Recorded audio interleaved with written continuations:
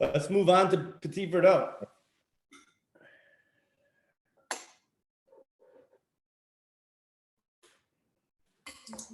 So, Hey, Mike, I'm writing out some tasting notes here. Sorry. And Sorry?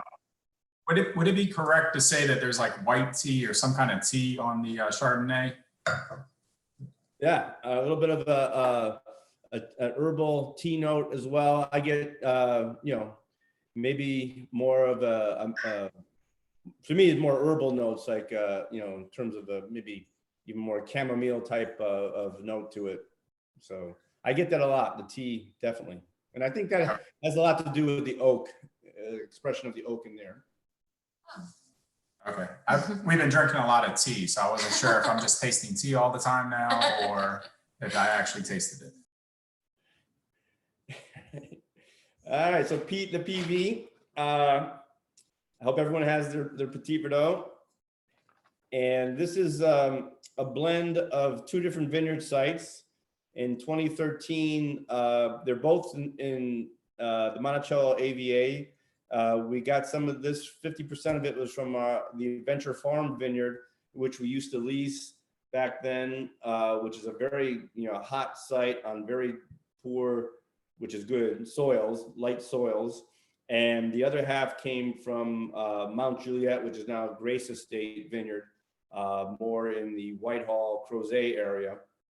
And so this is a blend of the two vineyard sites. And back in 13, we had lots of different vineyards we managed, leased, and worked with. And in 13, Jake Bushing was the vineyard manager at Mount Juliet. So I had still do a good working relationship with Jake and knew the quality of the grapes would be fantastic. So I was able to get some of those grapes. And then the Adventure Farm, we had been working up until I think it was 2016 or 17. We still actually work with them and get some grapes from them, but we were actually leasing and managing the vineyard back then. And that is just it's a really great site for reds. And actually we'll have some of the Cabernet Sauvignon from there in the El Scott. But it's actually, if you're familiar with the Charlottesville Albemarle Airport, it is the vineyard right next to the airport. And they actually took the dirt from that hillside to make the runway. And so they scraped a lot of the topsoil off, and what was left was a lot poorer soil, which is fantastic for grapes. We don't want, really rich, vigorous soil. We want the vines to struggle in lighter soils, better drainage too. And it's a very hot site and get very ripe fruit. So with a nice slope, so the drainage it also is beneficial for the grapes. The water runs off, the airflow cools down as it goes down the hillside. Maybe you get a little bit of jet fuel in the nose. No, just kidding. But it's it's a great site. And so the Petit Verdot, if a little background on Petit Verdot, in Bordeaux traditionally it has always been the lesser of the blending variety because traditionally, maybe not so much now with global warming, it's a very high acid grape. And in Bordeaux, it's too acidic to be a big part of a blend, but always had great color, lots of tannin. And here in Virginia, if you know me, I like varieties like Petit Verdot and Petit Manseng that are high acid varieties elsewhere, but in Central Virginia, they lose their acidity in the heat as they ripen, and they come in more balanced with not too much acidity, but ideal acidity. Really, for me, for winemaking, these grapes have the perfect amount of acidity, not too much. And so we can do single varietal wines instead of using them as blenders. And as well as in our blends, we can use a lot of Petit Verdot because we're not worried about those issues with the high acidity that in cooler regions have. But as you know now, with some global warming, the Petit Verdot, even in France, is ripening easier and earlier with less acidity. So there's been more and more Petit Verdot being planted throughout southwestern France, Bordeaux. And because it's such a deep, rich grape, and different than the Cabernets and Merlots, that it's becoming more popular over there. But it has been a big big wine for us in Virginia because it is a big wine, because it's, we can't, Cabernet Sauvignon is a good wine in certain locations of the state, but in a lot, it doesn't work well with the soil, and we can't make that big structured California style Cabernet. So Petit Verdot and Tannat are really two varieties that allow us to make a big, heavy red wine. So 2013, as I mentioned, it definitely got rained on. It did ripen, but that doesn't have the weight and the intensity that we have in some other vintages. So that's, again, why I wanted to look into 13 vintage for the reds, because these are not, 8 years is perfect. And these aren't wines that are going to age much longer. I think both these wines will be fine for another, 2 to 4 years. But right now they're perfect, absolutely perfect right now. And that's more of a reflection on the vintage. So not the heaviest, most concentrated vintage of Petit Verdot, but right now it's actually beautiful. These wines, the Petit Verdot and the El Scott, are aged and in some years up to 65, 70% new oak. This vintage was more 50% because it was a little bit leaner vintage. But they're aged for between 18 and 24 months, almost 2 years in oak. So a full year longer than the Chardonnay. And it allows the wine to, evolve, round out in the barrel, but also pick up more nuance and complexity from the oak to help it, build a little bit bigger wine for longer aging. So it really depends on the vintage, whether it's bottled earlier or later, and whether I feel that it's reached its maximum potential in the barrel in terms of evolving.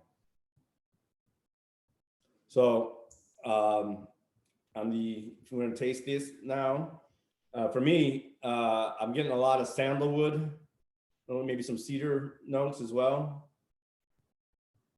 It's kind of a little very earthy, and starting to get some leathery notes, which is classic for, as the red wines age, the Bordeaux varieties, they pick up some leather and earthy notes. Maybe a little lavender. Does anybody get lavender on this? Petit Verdot for me, when it's young, has a lot of lavender nuance, but I'm still getting a little bit.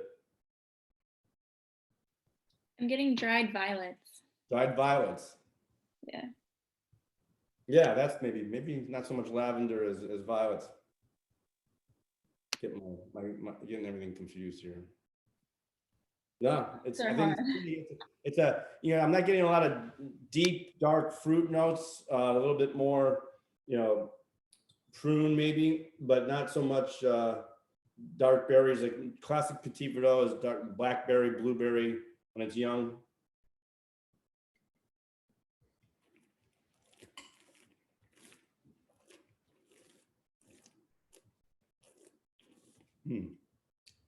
Still has some nice, rustic tannins up front.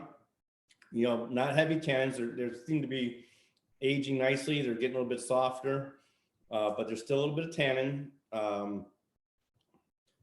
Yeah, I'm getting some, more maybe darker cherry notes on the palate.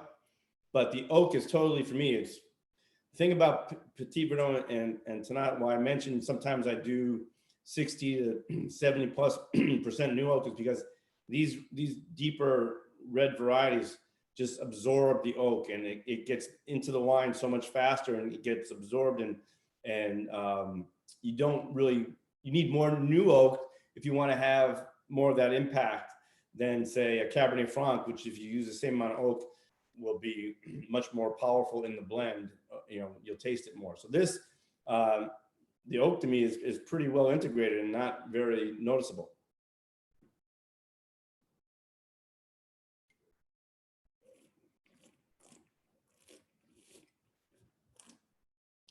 I think it's right now, it's, it still has a little ways to go, but I'm liking the acidity still there, upfront tannins.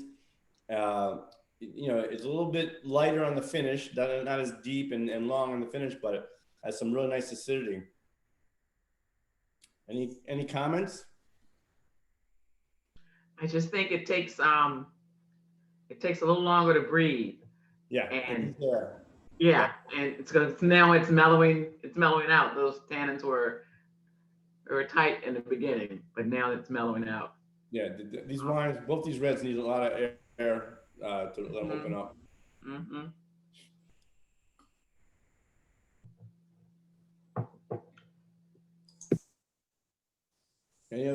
Any other comments on this?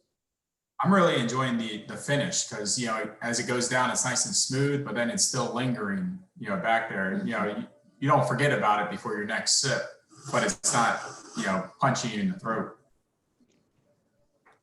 Yeah, I mean, I still think the acidity is beautiful. It's still got that nice, that's where you pick up in the back of the palate, and it needs food. This is a wine that by itself, it's not a sipping wine. It's still got too much tannin and acidity. It needs, something with it. And for me, it's got a little more earthier style. So in terms of food, cheese, more of a, blue cheese, really strong, more strong cheese, cow's milk cheese, but it has kind of an earthy gaminess to it. I think would be good with the blue cheese, but meat wise, lamb, venison would be ideal with this type of wine. Maybe not it'd be fine with steak, but I think this is more of a, would go great with something a little more earthiness to it, like a venison or lamb, or maybe a mushroom dish or ratatouille, something like that as well. Michael, do you suggest decanting? Yes, definitely. I would decant this wine a good half hour before serving, if not more.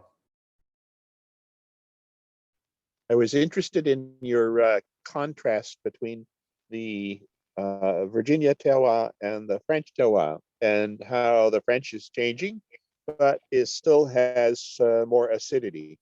Do you have any comments about other locations for terroir that would make a sort of contrast? I'm particularly thinking I have the same year Petit Verdot from an Oregon winery, and I was thinking it might make an interesting contrast of terroir, but of course their methodology might be substantially different too. Well, we've done blind tasting event, I think at least once, maybe twice, of Petit Verdot, Virginia versus the world, when we brought in Petit Verdots from other regions and compared. So having done that, I'm surprised, I haven't had an Oregon Petit Verdot. Washington State does a lot. So Washington State has a lot of Petit Verdot, and we've brought in a bunch and tasted them and compared them.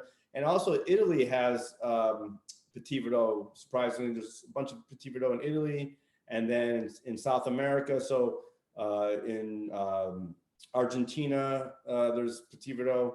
So we've been able to taste, and in France, obviously, but stylistically, I kind of say this all the time, we're kind of right in the middle in terms of a West Coast and a European style, where the Europeans have a little bit brighter acidity, a little less of that jammy richness that you get in the West Coast. The Petit Verdots I've tasted from, this is more of a generalization, but from Washington State tend to be very ripe, high alcohol, rich, kind of, pushing the ripeness level and the alcohol and the concentration a little bit more than what we do here. And, what we do is maybe more in between, say, the ones I taste in Italy tend to be very ripe too, but a little bit leaner and not quite as deep as, say, a Washington State one. So I feel like in general we're somewhere in between, and that's depends on the year. But so stylistically, that's where kind of how I'd place our Petit Verdot.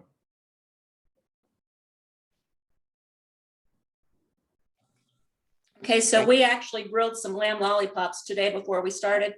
And I can tell you, yes, it is very delicious with the lamb. Great. See, everybody, you hear that? Lamb. Let's do it. I might have to change my menu now for tonight and go get some lamb.